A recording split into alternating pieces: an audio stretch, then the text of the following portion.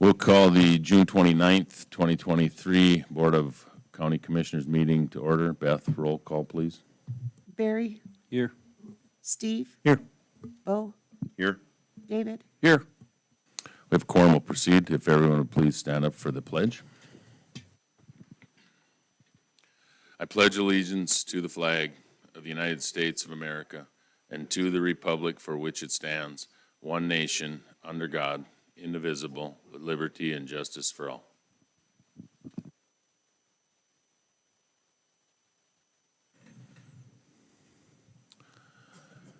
First item is consent agenda. What are the wishes?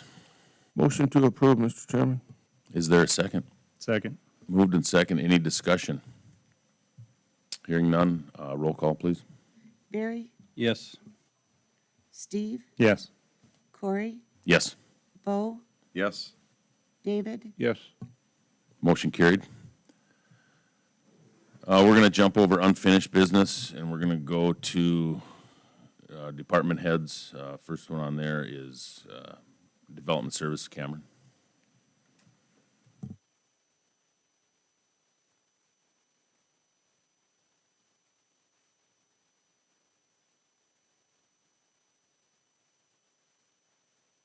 Item is just to inform the board that my department will engage with consultants to assist with the process of amending our ordinance related to data centers, cryptocurrency centers during this current 6-month moratorium, which may be outside of what I budgeted.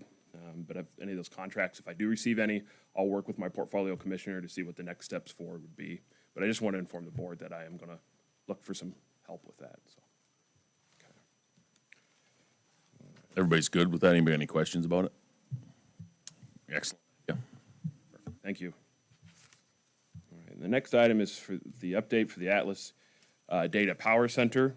I am going to read my update to ensure its accuracy regarding issues related to the Atlas Data Center and its compliance with the board's conditions, and granting Atlas's appeal on May 2nd related to existing building code violations and zoning violations.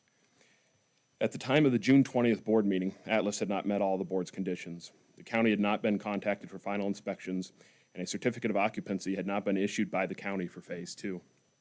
So the concern about open buildings with electrical power running to equipment still existed.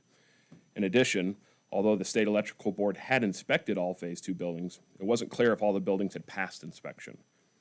Based on these facts, it was my opinion, in consultation with the building division staff, that these buildings still caused a hazard to life or property and violated the building code, giving the county authority to direct Montrell Williams to cut power under the building code, which the board approved at its June 20th meeting.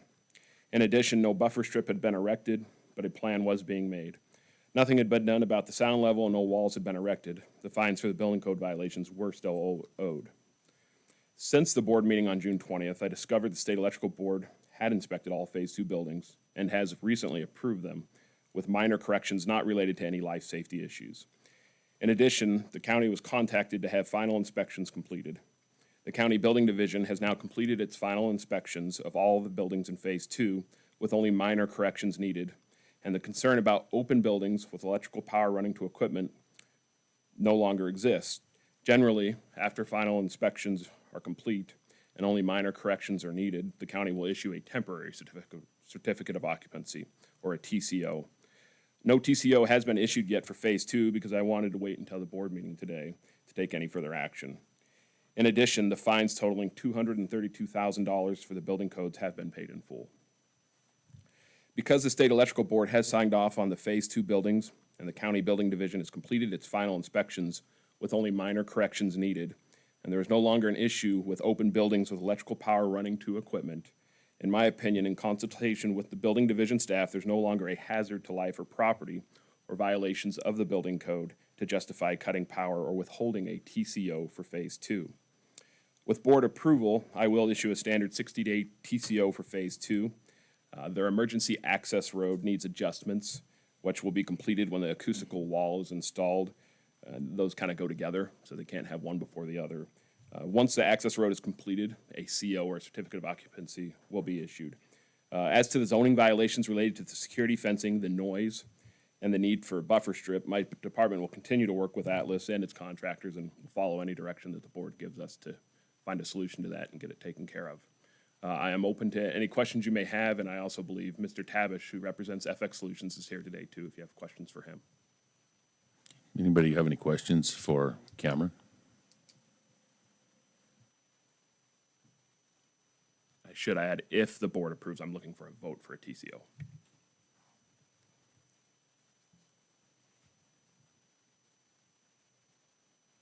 Cameron, have they made any progress with regards to the noise reducing structures, walls? So Mr. Tabish has been keeping me updated regularly.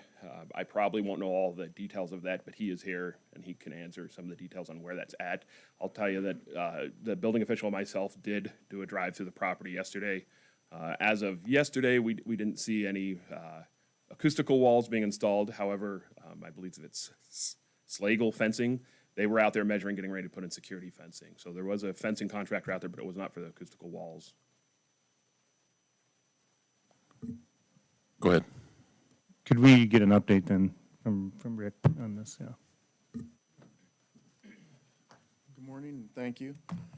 Yes, Slagle has been paid in full in conjunction with Three Forks, and it's been a heavy lift for engineering-wise to figure out where the wall goes, where the fencing ties in, where the berm goes. Been a big synergy with Montreal Williams with regard to, setbacks and the erection of the wall and where the wall goes underneath the wires that go to the buildings. It all pretty well culminated. I think, like Cameron had said, Atlas, they paid in full for everything. So since this started on I'm happy to say that since it started on May 2nd, I think was the meeting, the original, when everything was shut down, I think they've spent over $5 million in corrections right now and paid for all of it. So just so that you guys know. The acoustic wall, I think we got notification this morning that I think 2 or 3 truckloads of the I-beams will be unloaded today. I think Three Forks is getting geared up I think Kegger has more information on that, but Three Forks is getting geared up to unload them. I think we're sitting between the 7th and the 11th for it to be complete. So their concern yesterday on the calls was that if they deploy people, they work so quickly that they don't want to be sending them back and forth. So what we want to do is make sure that we've got everything, the grading, we've got a little bit lower grade on building 10. It sits down, I think, 12 feet lower than building 9. And so Three Forks is going to get that squared away today and figure out that road and start putting that in immediately. But I believe, am I correct, the 7th and between the 7th and the 11th, I think, is when the erection, Three Forks will have the holes drilled, the poles set, and they were talking about they can almost do 700 or 800 feet of it a day. I think there's 1,200 or 12 to 1,400 feet of wall that's actually going in. So, yeah, I think we're finally there. I mean, I think everybody agrees. There was just some issues with power and panels close to power and resetting guy wires and moving poles around on site. But I think everything, as of our meeting yesterday, was set and everybody was mobilizing and ready to go. So I think we're ready to see some results on that, and we're fairly optimistic that it's going to help quite a bit. So Montreal Williams is not going to have any issues with setbacks and pole moving, and they're No. good with all that? No, they've approved everything. Yeah, Okay. it was just cranes coming in and, whether we put cranes on the east side of the buildings or in that path. And we're deferring heavily to Montreal Williams and OSHA standards and everything, moving forward on that. So there's just a bunch of logistical questions and stuff that we had to get approval with Montreal on. And I think we just, unless I'm missing anything, I think everything's moving forward on that smoothly, correct? In that email, we received kind of the update that you sent Cameron. It says that the wall has been paid for or whatever Yeah. for 6 months. So it is, obviously, that's part of a bigger solution with this urban solution. Right, so what happens is the most effective way to mitigate the sound, according to Urban, is to contain it more at the building. We're gonna put the wall up on the perimeter, then they start, it's a whole different exercise that Atlas paid for up front with regard to sound containment at the buildings. Rather than letting the sound get all the way to the wall, muffle it at the buildings, and by the time it gets to the property lines, it would be a lot, you know, a lot more dampened. I believe it would probably, I would think that that wall would be permanent on the west side, you know, to the west side people, because the wall's gonna be 15 feet from the buildings. There would be, I mean, it's gonna serve that purpose right there. And And then we'd have to see what we could do for the west end, and I know that I'm working with a couple of the landowners right there, you know, with regard to, you know, maybe something happening with their land, you know, turning that into something, you know, purchasing the land or doing something to relocate them, help relocate them into something they don't have to live with that, so. But we're engaged heavily, gentlemen, as you know, I went to the town hall meeting, there were 75 people there, and then I've been in contact by text or otherwise, and I know Urban has been, you know, working with some of the people, and Mr. Seidel that's been talking to them, I guess he's got his own sound meter, so. You know, we're trying to do the best we can, and I think, you know, I can honestly say Atlas is, you know, they've literally spent $5 million, you know, after the latest round to Urban, which was above and beyond the fan and completion budget, you know, to try to do the right thing here. So I'm just graciously, you know, hope we can move forward, and let's see if this result, the Urban Solution result's gonna be something that's gonna be desirous to the community and to the commission. Does anybody have any other questions? Cameron, what did you say the certificate of occupancy date would potentially be, to be issued? It'd be a 60-day TCO. And that is our standard amount of time for TCO. We have extended or shortened that depending on projects, but that is just our average time for a TCO. And today you're requesting the board to approve the temporary conditional use permit? If the board sees fit, that'd be correct, because of just looking only at the building code, the things that have been met there. So just help me, in my mind, if we approve the temporary occupancy permit today, and you go 60 days for the final, that would give time to see whether or not this sound wall is effective as we've been told, and any other issues that might arise in that 60-day period before we issued the permanent certificate. So we have to view the building code separately from the sound. The sound is done through the zoning ordinance. So per consultation with our legal staff, we're most likely are not able to withhold a CO due to zoning violations of the sound of the wall, unless it was a life safety issue that was deemed through the building code, which doesn't address that, then we would be able to. However, we do have resources and avenues that we can certainly take through our zoning ordinance if people are non-compliant through that ordinance. That would include fines, civil penalties, possible criminal penalties, as well as litigation brought on by the county.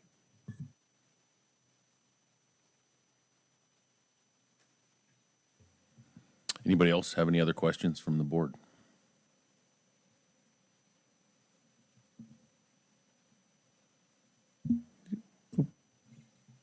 Nothing? Cameron, do you have anything you need to add?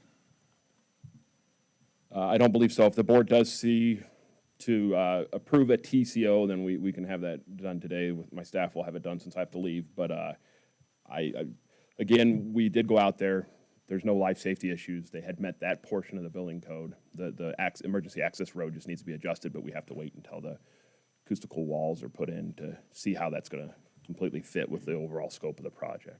We submitted the drawing to you on that, where it's going to, didn't we? Correct, yep. Three Forks gave us an updated drawing because we didn't have anything in the plans. They've put in a temporary road on the west side there where their original emergency access road was supposed to be, but now with these acoustical walls, I believe where the access road, well, where the plan show it's going to go is supposed to, according to them, direct sound towards the southwest, where there's no residents right across that road, and so that's why they have to wait until the sound walls are up before they can finish that access road.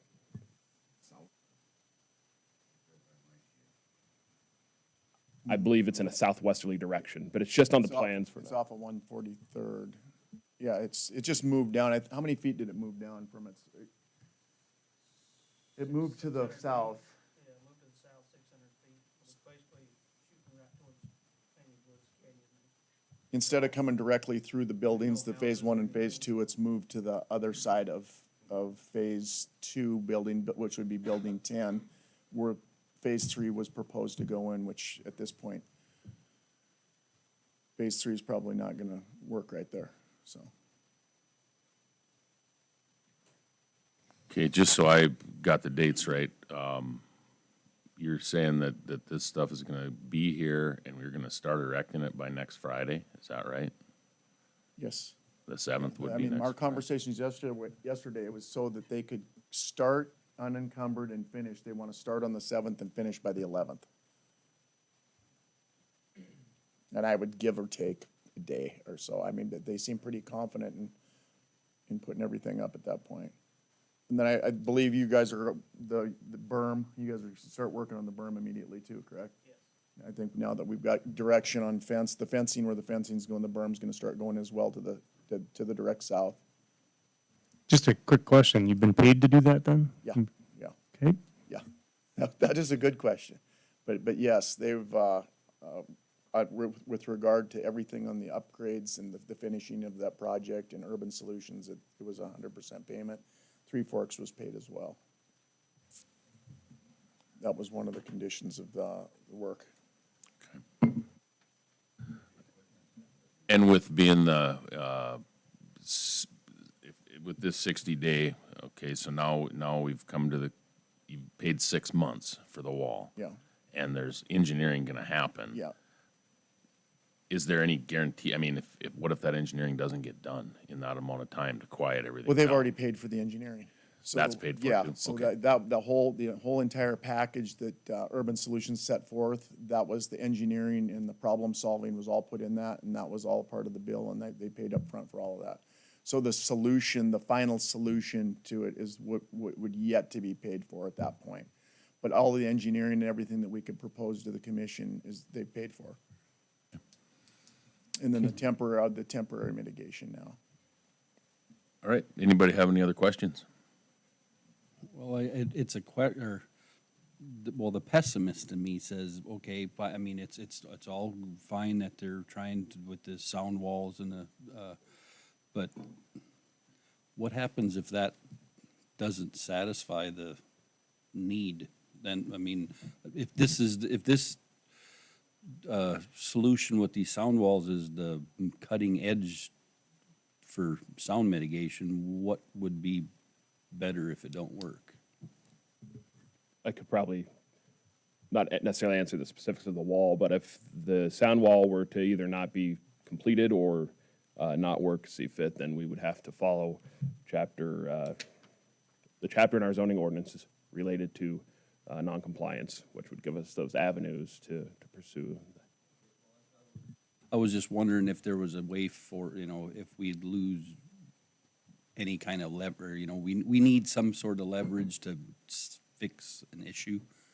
So, Understandable, yeah. And when we'd worked with some of our outside legal counsel as well as our internal legal counsel, we've learned that we need to separate the building code versus the zoning ordinance. And so if they've complied with what the building code requires, in those typical situations, a CO would be issued or a TCO.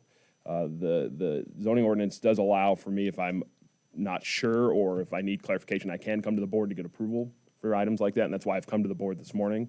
But the zoning ordinance would have to be treated separately, and the buffer wall in and of itself is with the zoning ordinance only, not the building code.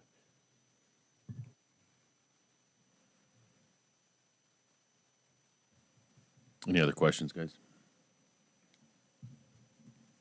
Okay, hearing none, we're gonna turn it over to the board then. So I believe what's being asked is for a motion to do a 60-day TCO.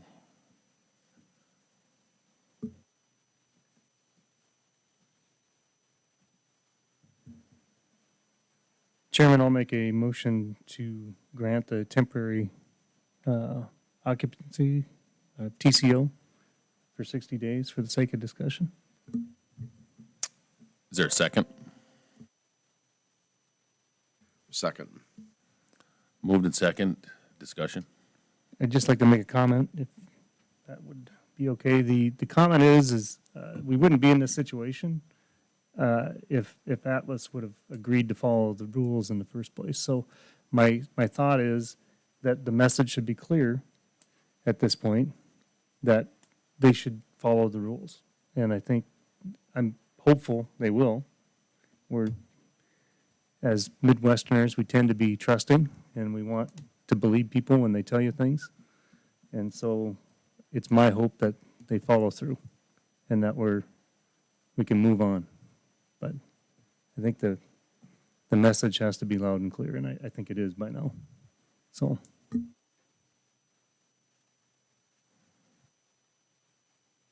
Okay, is there any other comments? Any other comments? Beth, roll call. Steve, yes. Corey, Yes. Bo, Yes. David, Yes. Barry, Yes. Motion carried. Thank you. Okay, the unfinished business that we skipped, I do not see Ed in the building. So we're gonna have to just leave that on the agenda. And we will go to, looks like, we are down to Helen.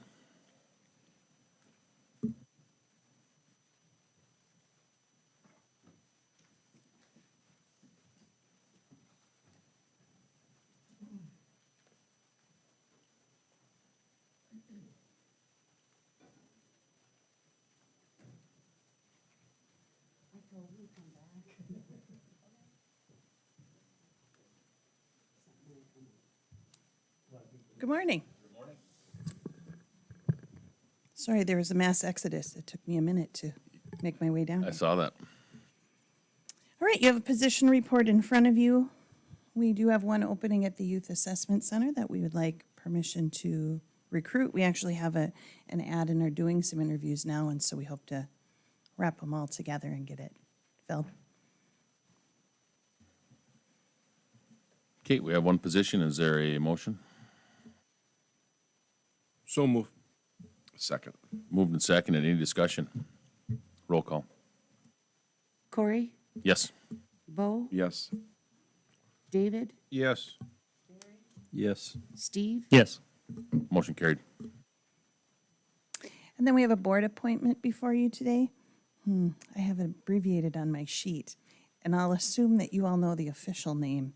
It's the Reorganization Board for something annexations and dissolutions. What's the official name, Karen? The good news is, we're looking at reappointing Christina, so she probably knows the name. Yeah, that's exactly right. Christina, we did have an opening. Of course, we advertised it, which is our typical practice. And we did not get any additional applicants, but Christina Nas, who's serving on that board, had expressed interest in continuing in the seat. And so we're looking for you to reappoint her. And the term would be 7/1/23 to 6/30/28. Is there a second? Second. Moved and seconded. Any discussion? Roll call. Bo, Yes. David, Yes. Barry, Yes. Steve, Yes. Corey. Yes. Then I have a request for the board. We have come to find out that all of our surrounding political subdivisions are intending to be closed, to close their buildings and treat July 3rd, Monday, as a holiday. And so we would make that same request on behalf of our staff. Now, of course, we look ahead on the calendar, and every once in a while, this kind of thing makes sense. We don't typically do it at the last minute like this, but there's just been a number of inquiries and requests on this particular one. Mr. Chairman, I'll make a motion to approve July 3rd as a holiday for county employees. Is there a second? Second. Any discussion? Let me just add, of course, we have a number of staff who continue to work regardless of whether it's a weekend or an evening or we call it a holiday. So we're thankful to all of them for doing that, but our buildings will be closed, and that means certain people will be off on Monday. So does that mean can we put in there that if you were in Hawaii previously, just in the last couple weeks, you should have to work? No. No other discussion? Roll call, please. David, Yes. Corey, Yes. Barry, Yes. Steve, Yes. Bo. Yes. Motion carried. Okay, That's all I have for you today. that is all. Okay, I guess that is it. We will adjourn the meeting.